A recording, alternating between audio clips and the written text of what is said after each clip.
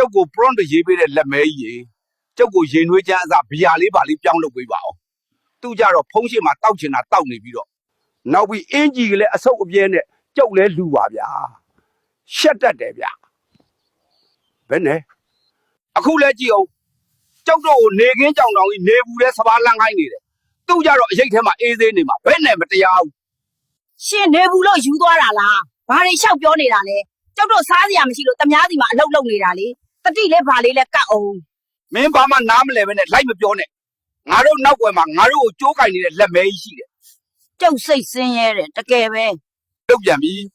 နေဘူးလဲစပါးလန်းကပြန်တော့ကျောက်ကိုချောင်းနဲ့ရေစင်းချိုးခိုင်းတယ်ကျောက်ကိုနေပုံရှက်ပြီးမြန်မြန်မသားပေါ်အောင်လို့ရှင်စပါးလှမ်းပြီးတော့ချောင်းနဲ့ခုန်ချလိုက်တာကျမမျက်လုံးနဲ့တက်အမြင်တယ်ဘသူမှတိုးမချဘူးစောက်ယူစကားလာမပြောနဲ့ဟင်းကလည်းဘူးတီးဟင်းပဲလားကြက်သားဟင်းစီပြန်လေးပါလေးမလုပ်ဘူး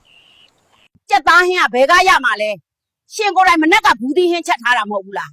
အဲ့ဒါပဲစားဖို့စောက်ယူကဲလာစားကြပါအောင်နော်